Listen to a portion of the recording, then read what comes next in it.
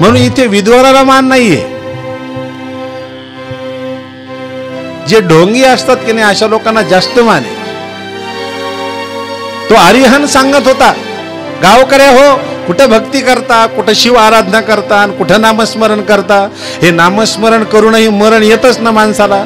बरं, नामस्मरण केल्यानंतर कुठं पोरायचं कल्याण झाले का तुमचं? असं उलट बोलायचं तो अरिहंत, लोकांना पटावं. आज प्रवचन ऐकण्यासाठी 10 लोक आले, दुसऱ्या दिवशी 15 लोक आले, तिसऱ्या दिवशी 20 लोक आले. लोक वाढूच लागले प्रवचनाला. अरिहंतचं प्रवचन, आणि गावामध्ये त्या दैत्यांना ती बातमी कळली. पहा, दैत्यांना असं वाटलं एवढे जर महाराज चांगले आहेत प्रवचन सांगणारे, तर एक दिवस प्रवचनाला जायला काय हरकत आहे. म्हणून दैत्य मंडळी प्रवचनाला येऊन बसली. विद्युन मालिनी, कमलाक्ष हे येऊन बसले, तारकाक्ष ते सुद्धा प्रवचन ऐकू लागले. महाराजांना आता भगवान विष्णूंना पाठवलेला होता तो पुरुष, तो काय साधा असेल का हो? आणि प्रवचनातून त्यांनी सांगायला सुरुवात केलं, शिवभक्ती जरी केली तरी सुद्धा मरण येतच आहे. मग शिवभक्ती करण्यापेक्षा जोपर्यंत आपल्या जीवात जीव आहे तोपर्यंत मजा करावं, जीवनाचा आनंद घ्यावं. भक्ती करून ते उदबत्त्या जाळून होम हवन करून कोणाचं कल्याण होतं रे? अन्नदान केल्यानंतर पुण्य वाढतं, पण तुम्ही पाहिले का पुण्य वाढताना कधी? हे असं प्रवचन सांगायचं. ते हिरण आला ना दैत्य, तो कमलाक्ष तारकाक्ष, त्यांनाही पटायला लागलं. आणि दैत्यांनी शिवभक्ती चक्कवैकी सोडून दिली आणि पापाचे कामं करू लागले. आता शिवभक्ती सोडून दिली, अन्नदान करायचं सोडून दिलं, आता पापाचे कामं करू लागले. भगवान विष्णूनं वैकुंठातून पाहिलं, आपला केलेली योजना जमली आता चांगली. दैत्यांच्या हातून पाप होऊ लागले आणि पापी झाले दैत्य. आधी पुण्यवान होते पण आता पापी झाले. म्हणून एक गोष्ट लक्षात असू द्या भाविकांनो, जगाच्या पाठीवरती फक्त वारकरी संप्रदाय असा आहे की आजपर्यंत कधी डगमगला नाही. वारकरी संप्रदायानं सगळ्या लोकांच्या मुखातून रामकृष्ण हरीचा जप करून घेतलेला आहे. आणि संतांनी सांगितलंय, कुठं जाऊ नका, कुठं जाऊ नका, फक्त तुम्ही इथं या आणि फक्त तुम्ही हरी जप करा, रामाचा जप करा. हरी म्हणल्यानंतर पाप दूर होतं, कृष्ण म्हणल्यानंतर मन शांत होतं, आणि राम म्हटल्यानंतर आराम मिळतो. हे 3 मंत्र 3 देवांचे आहेत. मग आमच्या वारकरी संप्रदायाने विचार केला, हे 3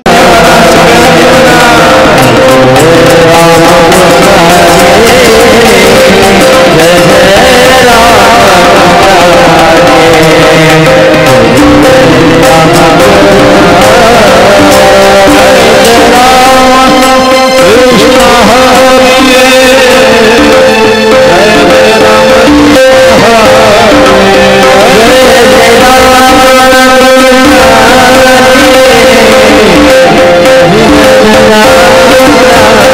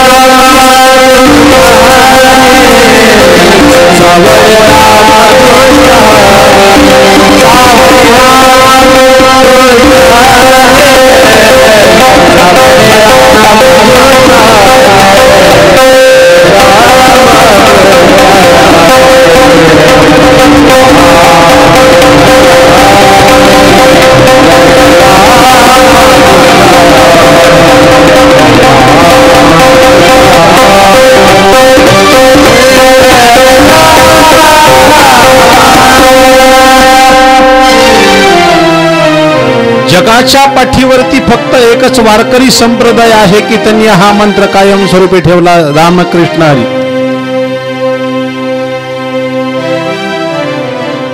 म्हणून आमचे जगद्गुरु तुकाराम महाराज इस्कॉन संप्रदाय सोडून आमच्या वारकरी संप्रदायामध्ये आलेत. इस्कॉन संप्रदाय सोडून इकडे आलेत. रामकृष्ण हरी जप फार सोपा आहे पा, कुठे जायची गरज नाही. आमच्या गंगात्री तर काकूंचा फार फार जप झाला. हा जेवढ्या वर्षापासून येतो तेवढ्या तुम्हाला ते वयात अशा भरले आहेत त्यांची. रामकृष्ण हरी. म्हणून कुठल्याही संप्रदायाला बळी पडू नका. मी हे सांगतोय तुम्हाला. अरिहन नावाचा भक्त, तो विष्णूनं तयार केलेला पुरुष, दैत्यांच्या राज्यामध्ये जाऊन धर्माच्या विरुद्ध बोलायचा. नामस्मरण करू नका, जप करू नका, तप करू नका, अन्नदान करू नका, ओटी भरू नका, पुण्याचे कामं करू नका. पुण्याचे कामं केले तरी सुद्धा मरण येतं. बरं, पुण्याचे कामं करत आहात हे पुण्य तुम्हाला दिसतं का? मग त्यापेक्षा जीवनाचा घ्या ना आनंद. हे दैत्यांना चांगलं पटलं. पापाचे कामं वाढू लागले. दैत्यांच्या नगरामध्ये पाप वाढलं आणि आता 33 कोटी देव महादेवाकडे गेले. महादेवा आता काय म्हणणं आहे तुमचं? महादेवाने सांगितलं काळजी करू नका. आता माझे जरी भक्त असले, पाप कर्म करतायत ना, त्या भक्ताला मी सोडणार नाही, काळजी करू नका. म्हणून कितीही मोठा भक्त असला तो जर पाप कर्म करत असेल तर महादेव सोडत नाहीत. तर रावणाला खऱ्या अर्थानं हनुमंताच्या वेशामध्ये गेले जे होते ना, आमचे शिवजी हनुमंताच्या वेशात गेले होते लंकेत. त्यांनी जर विचार केला असता तर एका नरडीचा घोड घेऊन रावणाला मारून टाकला असतं. एवढी ताकद आहे आमच्या बुद्धिमत्ता वरिष्ठ हनुमंतामध्ये. पण हनुमंत का थांबले? रावण पाप कर्म करत होता, पण तो सीतेला उचलून आणलं होतं. पण तो फक्त म्हणायचा, सीते फक्त हो म्हण. तू जोपर्यंत हो म्हणणार नाही तोपर्यंत मी तुझ्या अंगाला स्पर्श सुद्धा करू शकणार नाही. कारण रावणाला सुद्धा माहिती होतं, प्रकांड पंडित होता रावण. रामेश्वराची स्थापना करायची होती तर विद्वान ब्राह्मण मिळत नव्हता. रामेश्वराची स्थापना मंत्र म्हणण्यासाठी कोण होतं तर रावण होता. आणि रामेश्वराची स्थापना प्रत्यक्ष रामचंद्राने केलेली होती. तो सुद्धा धर्मानं वागायचा. फक्त सीतेला म्हणायचा तू हो म्हण. तो सुद्धा धर्मानं. पूर्वीचे दैत्य सुद्धा असं म्हणावं लागेल, पूर्वीचे दैत्य सुद्धा पाप कर्म करायला घाबरत होते. आताचे दैत्य तर ह्या दैत्यांपेक्षा पुढे गेलेत. बलात्कार करायला सुद्धा मागे पुढे पाहिजेत. हे आताचे दैत्य आहेत हे कलियुगामधले. हे माणसाने कुठेतरी घाबरलं पाहिजे. पाप कर्म होत आहे, घाबरलं पाहिजे, भीती पाहिजे. लोकांना भीतीच नाही. महादेव म्हणतात काळजी करू नका देवाय हो. आता माझे जरी हे भक्त आहेत पण पाप कर्म करतायत ना, आता मी पाहतो त्यांच्याकडे. पण या दैत्याला मारायचं असेल तर माझ्याजवळ शस्त्र नाहीये, अस्त्र नाहीये, काहीच नाहीये माझ्याकडे देवाय हो. देव म्हणतात काळजी करू नका ना, आम्ही शस्त्र तयार करतो. देवांनी शस्त्र तयार केले महादेवासाठी. तितक्यात माता पार्वतीनं आपला गणपती आणला, मांडीवर ठेवून दिला महादेवाच्या. आणि महादेव आपल्या गणपतीसोबत खेळू लागले. संसारात गुंग झाले. आणि 33 कोटी देव समोर उभे. महादेवाचं लक्ष पोरामध्ये. आता करावं काय? तर 33 कोटी देवांनी विचार केला यांचं खेळणं होऊ द्या पोरासोबत, तोपर्यंत आपण हे शस्त्र तरी तयार करू बरे. आणि देवांनी शस्त्र तयार केले. देवांनी. आता देवांनी कोणकोणते शस्त्र तयार केले ऐका. स्वतः देवशस्त्र बनलेले होते. देवांनी एक सुंदर आता रथ तयार केलेला होता. रथाचं चाक म्हणजे सूर्यनारायण एक चाक झालेला होता. तर रथाचं दुसरं चाक म्हणजे चंद्र. उजव्या चाकामध्ये 12 राशी होत्या, तर डाव्या चाकामध्ये 27 नक्षत्र होते. तुम्ही कधी कोणार्क सूर्य मंदिरला गेलाय का? पुरीला गेल्यानंतर ते कोणार्क सूर्य मंदिर पाहायला मिळतं. कोणार्क सूर्य मंदिर. तो रथ पाहिलाय का तुम्ही? ज्यांचे 4 धाम झालेत त्यांना माहिती आहे. मग बाकीच्या बायकांना 4 धाम कधी करायचे? हा, जाऊ द्या बरं. 4 धाम कोणते सांगा बरं? सोपे आहेत महाराज. औरंगाबाद, जालना, बीड आणि गेवराई हे 4 धाम एक काय? असं वेड्यासारखा काय बोलत जाऊ नये. जिथं पोरी दिल्या आणि जावायचं गाव म्हणजे धाम असतं काय? 4 धाम करायचे कधी? द्वारका, जगन्नाथपुरी, रामेश्वर आणि बद्रीनाथ सोबत केदारनाथ. केदारनाथ ज्योतिर्लिंगामध्ये येतं, पण बद्रीनाथ हे तुम्ही ज्यावेळेस जाताल ना कोणार्क सूर्य मंदिरला, पुरीला गेल्यानंतर तिथे जगन्नाथपुरीच्या जवळच तो मोठाची मोठा तो तुम्हाला एकंदरीत तो रथ पाहायला मिळेल. आणि त्या रथामध्ये ते चाक आहेत, त्या चाकामध्ये सुद्धा तुम्हाला सूर्य आहे. त्या विशेष म्हणजे त्या 12 चाकामध्ये 12 राशी आहेत.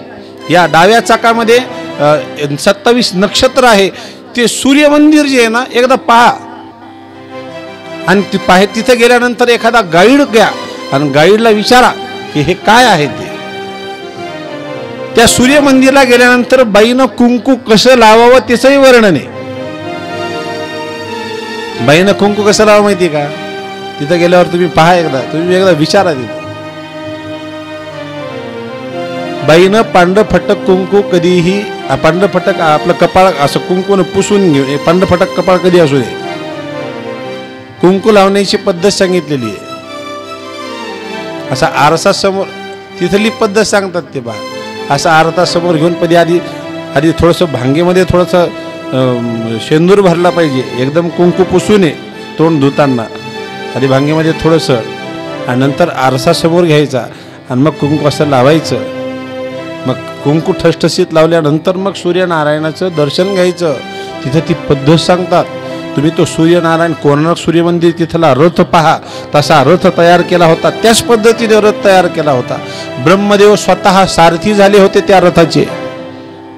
देव दोरे झालेले होते. प्रणव चाबूक झालेला होता.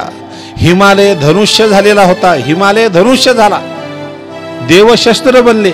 विष्णू स्वतः बाण बनले आणि अग्निनारायण त्या बाणाचं टोक बनला. 4 वेद 4 घोडे बनले होते. वायू देवता वाद्य वाजवणारे बनलेले होते आणि सगळे ऋषीमुनी वस्तू वाहून नेणारे बनलेले होते. सगळे देव मदत करत होते. त्यावेळेस भूमीला सुद्धा कंप सुटलेला होता असं म्हणतात. आणि शेषाला तो भार सहन होईन रथाचा. म्हणून धर्मानं बैलाचं रूप धारण केलं आणि धर्मानं त्या रथाला थोडासा टेका दिला होता. म्हणून धर्म म्हणजेच बैल हे धर्माचं प्रतीक आहे, सिंबॉल आहे. गाय कशाचं प्रतीक आहे माहिती का? गोमाता. गाय पृथ्वीचं प्रतीक आहे. प्रतीक म्हणजे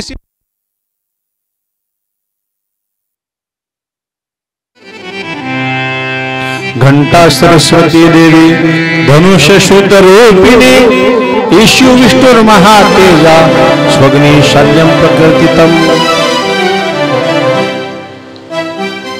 धर्म बैलाच्या रूपामध्ये आले. रथाला टेका दिलेला होता. बैल हे धर्माचं प्रतीक आहे. गोमाता हे पृथ्वीचं प्रतीक आहे. घोडा हे भक्तीचं प्रतीक आहे. म्हणून तुम्ही रिंगणामध्ये पहा, वारीला जात असताना घोडाच असतो, तिथं गाढव नाहीये. भक्तीचं प्रतीक आहे. पोपट हे ज्ञानाचं प्रतीक आहे. उंदीर हे काळाचं प्रतीक आहे. आणि हत्ती हे लक्ष्मीचं प्रतीक आहे. काही सिंबॉल सांगितलेले. बसून घ्या, बसून घ्या. कथेच्या मध्ये ना काही बसून घ्या. त्यानंतर आपण वाटू, दोघं मिळून वाटू आपण. सूत सूत महाभाग वदनो वदतांबर कथां भगवती पुण्याम यदा भगवाच्युका. देवांनी रथ तयार केला, शस्त्र तयार केले आणि आता सगळे परत 33 कोटी देव कैलास पर्वतावर येऊन म्हणतात की हे प्रभो, या दैत्याला मारा, त्रिपुरासुर दैत्याला. तुम्ही चला, आम्ही रथ तयार केलेला आहे, शस्त्र तयार केलेले आहे. सांब सदाशिव तयार झाले. रथावरती बसले. धनुष्य हातामध्ये घेतला, बाण हातामध्ये घेतला आणि निघाले. कुठे तर त्रिपुरासुर या दैत्यांच्या या नगराच्या जवळ निघाले. असं म्हणतात की भगवान कुठे आलेले होते तर नेपाळला आलेले होते. सांब सदाशिवानी त्या त्रिपुरासुर दैत्यांना पाहिलं, युद्ध करत होते. पण युद्ध सुरू होण्याच्या आधी सदाशिव म्हणतात की देवाय हो, मी या दैत्याला मारेल, पण एका अटीवरती, तुम्ही सगळेजण पशु व्हा. देव पशु झाले आणि महादेव हे पशुपतीनाथ झाले. नेपाळला तिथं पशुपतीनाथाचं स्वरूप धारण केलेलं होतं महादेवाने. ते पशुपतीनाथ झाले. आणि देवांच्या बायका आलेल्या होत्या आणि देवांच्या बायकांनी हे पशुपती व्रत केलेलं होतं. का केलं होतं माहितीये का? दैत्य लवकर मारावा त्यासाठी पशुपती व्रत केलेलं होतं. देवांच्या बायकांनी सुद्धा व्रत केलंय, तर तुमची आमची काय बाबी? म्हणून पशुपती व्रत अवश्य करा. फारच मोठी समस्या जर तुमच्या घरामध्ये उद्भवली तर पशुपती व्रत करा. फार मोठं संकट तुमच्यावरती येत असेल, पशुपती व्रत करा, संकट दूर होत असतं. तुम्हाला नेहमी घरामध्ये भांडण होत आहेत, पशुपती व्रत करा. नेहमी घरामध्ये दुःख आणि दुःखच आहे, पशुपती व्रत करा. तुमची इच्छा पूर्ण होत नाही, पशुपती व्रत करा. कुणी एखादा व्यक्ती कर्जबाजारी आहे, पशुपती व्रत करा. पशुपती व्रत केल्यानंतर काय होत नाहीये? देवांच्या बायका आल्या, देवांच्या बायकांनी हे पशुपती व्रत केलेलं आहे. म्हणून पशुपती व्रत महिलांसाठी सांगितलंय. तुम्ही टीव्ही वरती ऐकले सुद्धा. परत परत मी ते सांगत नाही बसणार, मी फक्त कथेच्या माध्यमातून पुढे जाईल. मी फक्त एवढंच सांगेल की पशुपती व्रत करा. 5 सोमवार करावे लागतात, 6 दिवे तयार करावे लागतात, माहिती आहे तुम्हाला. सोमवारच्या दिवशी तुम्हाला मात्र तिखट मीठ खाता येत नाही, फक्त गोडच काहीतरी खावं लागतं. मीठ खाता येत नाही. देवाच्या नैवेद्यामध्ये सुद्धा मीठ वाढता येत नाही.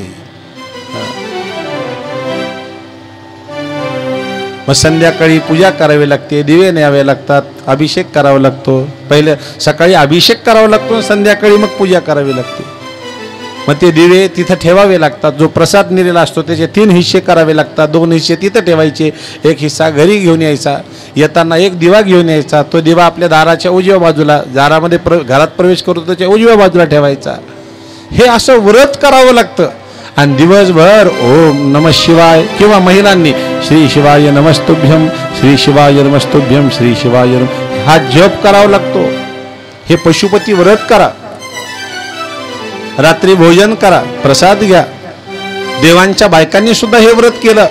आणि तेव्हा महादेव युद्धासाठी सज्ज झाले. गणपतीची पूजा केली. आणि आता महादेव त्या दैत्यांसोबत युद्ध करत होते. त्रिपुरासुर दैत्य 3 जण समोर आले. युद्धाला तयारी, घनघोर युद्ध चालू झालं. एकटे महादेव आणि तिकडून हे सगळे दैत्य. देवांनी मदत करावी, महादेवांनी युद्ध करावे. आणि स्वतः शिवप्रभू या दैत्यांशी युद्ध करत असताना पाहता पाहता महादेवाने धनुष्याला बाण लावला. आणि तो मुहूर्त शोधू लागले देव. महादेव तो मुहूर्त शोधत होते. दुपारची वेळ होती, पुष्य नक्षत्र होतं. धनुष्याला शस्त्र घेतलं, बाण घेतला. आणि ज्यावेळेस धनुष्याला बाण लावून तो बाण सोडणार, दैत्यांचे 3ही नगर एका रेषेमध्ये आलेले पाहिले. आणि तेव्हा महादेवाने बाण सोडला. 3 दैत्यांच्या राज्यातून, नगरातून शोधून बाण गेला. दैत्य मरण पावले.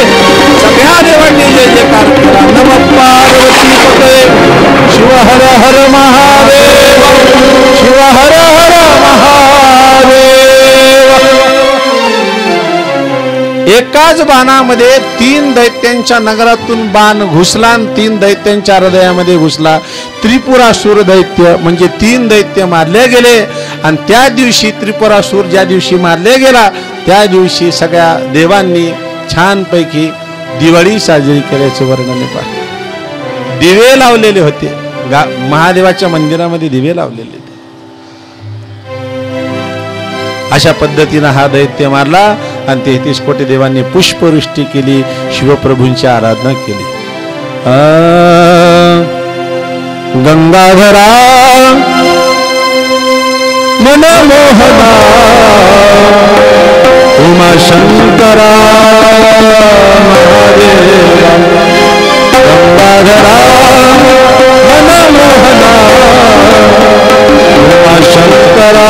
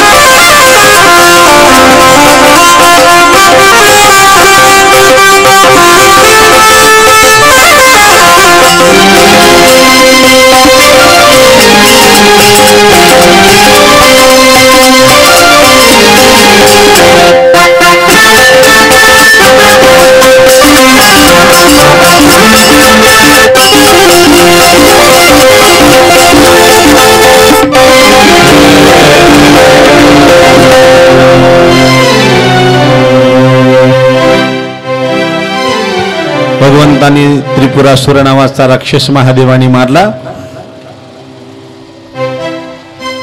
88,000 ऋषी मुनींचा प्रश्न आहे की अजून आम्हाला पुढची कथा सांगा. तर शिव महापुराणामध्ये जालंधर नावाचा राक्षस निर्माण झालेला होता. जालंधर, सांगा आम्हाला कथा.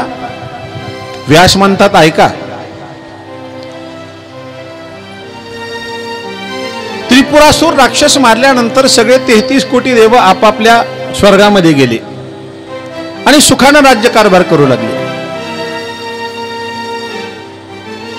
एक दिवस इंद्राला असं वाटलं की शिवशंभूचं दर्शन घेण्यासाठी जावं, म्हणून इंद्र निघाले कैलास पर्वतावर. जाता जाता इंद्रानं बृहस्पतीला आपल्या सोबत घेतलं. स्वर्गाशी गुरु आहेत बृहस्पती, त्यांना सोबत घेतलं. इंद्र निघाले दर्शनाला गुरुला सोबत घेऊन कैलास पर्वतावर शिवजींच्या दर्शनाला. कैलास पर्वतावर शिवप्रभू बसलेले होते. शिवप्रभूंनी पाहिलं इंद्र येत आहे, बृहस्पती येत आहे, म्हणून शिवप्रभूंनी इथं लीला केली होती. कशी लीला केली आहे का?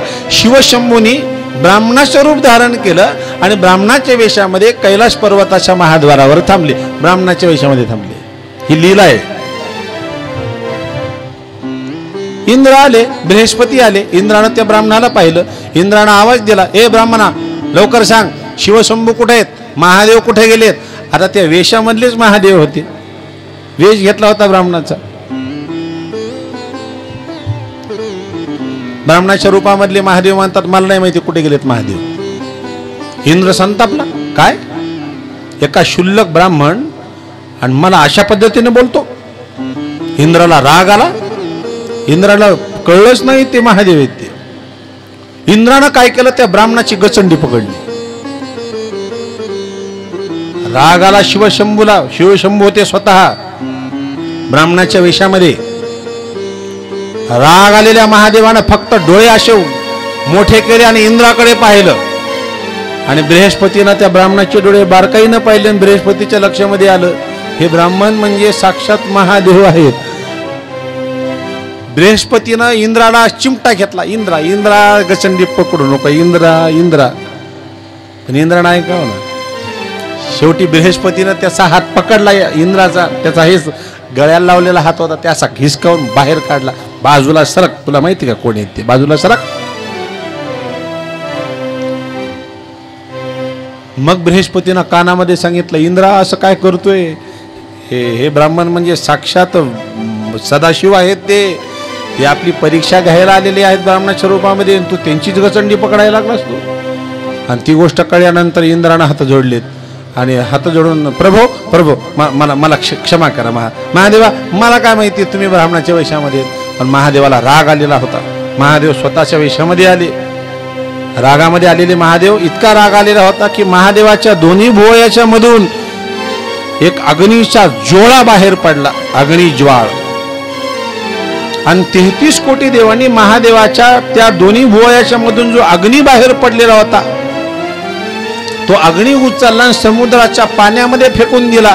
आणि त्याच अग्नीतून, त्या रागातून दैत्य जन्माला आला. त्या दैत्याचं नाव आहे जालंधर. तो दैत्य जालंधर दैत्य. एक लक्षात असू द्या, जालंधर दैत्य वेगळा आहे. महादेवाच्या रागातून जन्माला आलेला दैत्य जालंधर. आणि दुसरा दैत्य सांगितलेला आहे शंखचूड. हा शंखचूड दैत्य वेगळा आहे, जालंधर दैत्य वेगळा आहे. जालंधराच्या बायकोचं नाव वृंदा आहे आणि शंखचूडाच्या बायकोचं नाव तुळशी आहे. हे दोन दैत्य वेगळे आहेत. काही वक्ते सांगतात दोन्ही एकच आहेत. दोन्ही एक नाही आहेत. ते जालंधर वेगळा आहे आणि शंखचूड वेगळा आहे. शंखचूड म्हणजे भगवान विष्णूचा अवतार आहे आणि जालंधर म्हणजे रागातून जन्माला आलेल्या महादेवाचे. मग जालंधर दैत्य जन्माला आला, लहानाचा मोठा झाला. देव सुद्धा परीक्षा पाहत असतो, हे लक्षात असू द्या. तुम्ही किती पाण्यामध्ये आहे देव सुद्धा परीक्षा पाहतो. सांगा बरं, ज्या दिवशी तुम्हाला सोमवार असतो त्या दिवशी लवकर खावं वाटतं की नाही? एकादशीच्या दिवशी लवकर भूक लागते की नाही? नाही. त्या गायके काकू नाही म्हणायला लागले. तुमचं जाऊ द्या हो, तुमचं सगळं फ्यूज गेले येतात तुमचं. आता हे बाकीचं मला पाहावं लागेल की नाही? फ्यूज गेले लोकांनी काही सांगू नका नाही म्हणून. तरुण मुलांना विचारतोय मी, तरुण लोकांना विचारतोय, तरुण लोकांना, जे अजून 50च्या आतमध्ये त्यांना बोलतोय मी. आता म्हातारपणी काय भूक लागली तरी जातच नाही तर काय खातात आता. अनुभव आहे की उपासाच्या दिवशी तुम्हाला बरोबर भूक लागते. देव सुद्धा परीक्षा पाहत असतो. गुरुवारच्या दिवशी बायकोनं जर घरामध्ये भजे केले तर नवरा म्हणतो, अगं भजे केले काय, तुला माहिती नाही का, मला भजे आवडतात, त्यातले त्यात कांद्याचे. बायको म्हणते, हे बघा तुम्हाला गुरुवार आहे, तुम्ही भानगडीत दत्त महाराज पाहतील बरं का तुमच्याकडे. अगं पण मला भजे आवडतात, तू भजे केलेत कांद्याचे. शेवटी बायको म्हणते, अगं बाई तुमची वासना नाही का गेलीच त्या भज्यावर. असं करा, आता डोळे बंद करा आणि एखादा भजा टाका तोंडामध्ये. कुठं दत्त महाराज पाहायला रिकामी येते. भक्तीमध्ये परीक्षा सुद्धा देव पाहत असतो. तुम्ही जशी भक्ती करतात देव परीक्षा पाहतो.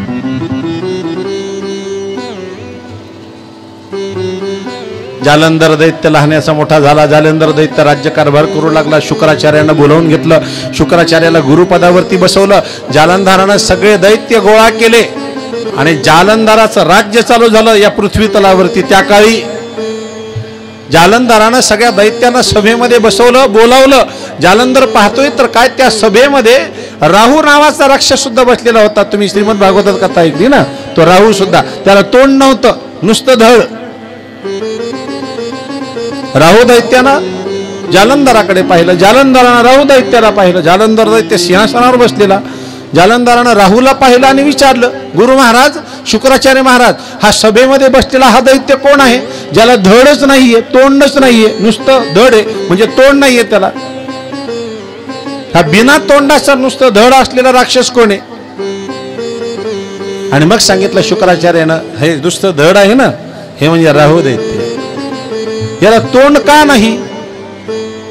मग शुक्राचार्याने सांगितलं, समुद्र मंथन झालेलं होतं, हा गेला होता अमृत पिण्यासाठी. भगवान विष्णूनं सुदर्शन चक्र सोडलेलं होतं आणि त्याचा शिरच्छेद केलेला होता. त्या दिवसापासून हे तोंड अमर झालं आणि हे धड असंच राहिलं. हा राहू दैत्य. भगवान विष्णूनं हा अमृत पिण्यासाठी गेला होता तर याला याचा शिरच्छेद केला. म्हणजे देव एवढे उन्मत्त झालंय. जालंधर दैत्य संतापला आणि जालंधर दैत्यानं आपल्या प्रधानजीला पाठवलं इंद्राकडे आणि इंद्राला जाऊन सांगा, सिंहक नावाचा दैत्य त्याला पाठवलं. जा इंद्राला जाऊन सांगा, ही स्वर्गाची जागा मला दे. इंद्र घाबरले, पळून गेले. स्वर्गाचं राज्य भेटलं, पृथ्वीचं तर भेटलं जालंधराला, स्वर्गाचं सुद्धा राज्य भेटलं. आणि जालंधर दैत्याला माहिती होतं की स्वर्गाची जागा फक्त पुण्याच्या जोरावर मिळत असते. थोडा तो पुण्यवान होता. आता महादेवाच्या रागातून जन्माला आलेला तो का साधा असेल का हो दैत्य. तो का आपला पिंट्या एक काय. माझ्या पिंट्याची हात जशी कांद्याची पात, माझा पिंट्या. काय पिंट्याचं कौतुक करतात तुम्ही. माझ्या पिंट्याच्या मांड्या जशा कडूच्या कांड्या, माझा पिंट्या. जालंधर दैत्य साधारण नव्हता. या जालंधर दैत्यानं स्वर्गाचंही राज्य घेतलं, पृथ्वीचं तर घेतलं. जालंधर दैत्य पुण्यवान होता, भक्ती करत होता महादेवाची. आता 33 कोटी देवांचं राज्य गेलं. देवांना असं वाटलं आपलं राज्य परत कोण मिळवून देणार. मग 33 कोटी देवा नारदाला शरण गेले होते. नारदा, तुम्ही काहीतरी करा, या दैत्याला मारण्यासाठी काहीतरी करा. नारद म्हणतात, काळजी करू नका, मी पाहतो त्या जालंधर दैत्याला.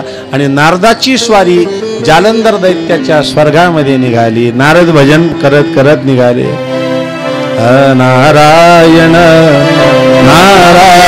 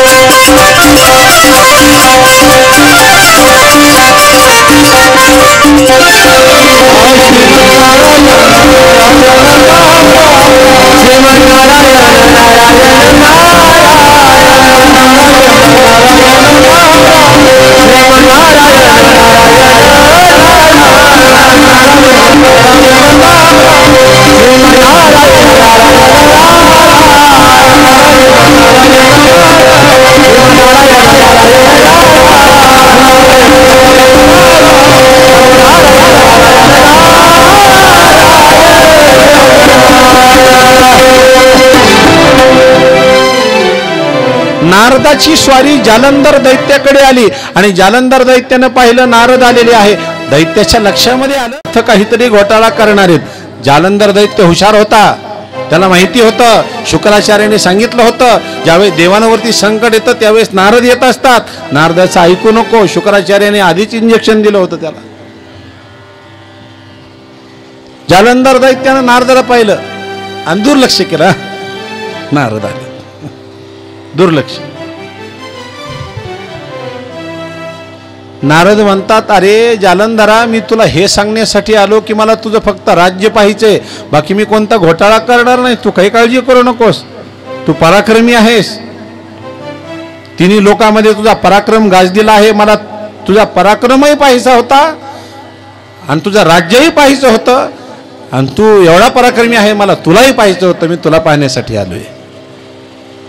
नारदाने स्तुती केली. जालंधरा, काय राज्य आहे रे तुझं हे स्वर्गाचं, किती सुंदर राज्य आहे रे, असं म्हणलं की फुगला पा जालंधर. अरे वा नारदा, तुम्ही त्याच्यासाठी आलात? मी त्याच्यासाठीच आलो. मला फक्त तुझी संपत्ती पाहिजे, कारण तुझी कीर्ती त्रिभुवनामध्ये कीर्ती आहे तुझी. माझी संपत्ती? हो तुझी संपत्ती. चालेल, मी दाखवतो तुम्हाला माझी संपत्ती. मला असं वाटलं काही घोटाळा, मला काय करायचं, मला काही घोटाळा नाही करायचा, मला फक्त संपत्ती दाखव. जालंधरानं नारदाला सोबत घेतलं.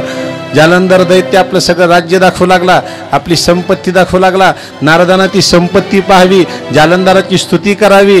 वा वा जालंधरा, खरंच रे, एवढी जो तुझी कीर्ती आहे ती उगाचच नाहीये, तू पराक्रमी आहेस, खरंच चांगला आहेस तू.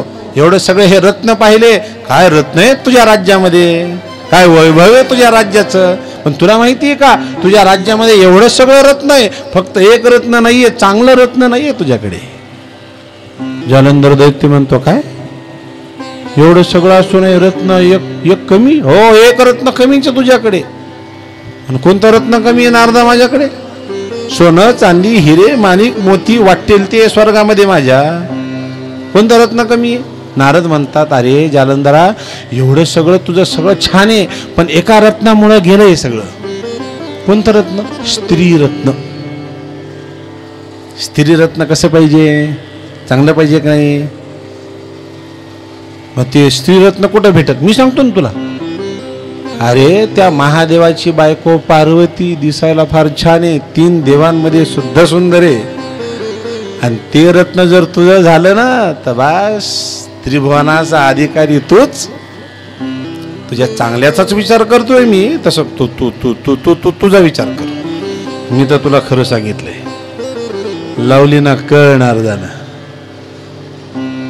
काय माझ्याकडे स्त्रीरत्न नाही आणि पार्वती इतकी सुंदर आहे. सिंहक नावाचा दैत्य पाठवला, जा दैत्य हो, कैलास पर्वतावर महादेवाला जाऊन सांगा, हे पार्वती हे रत्न तुमच्या काही कामाचं नाही, मला देऊन टाका.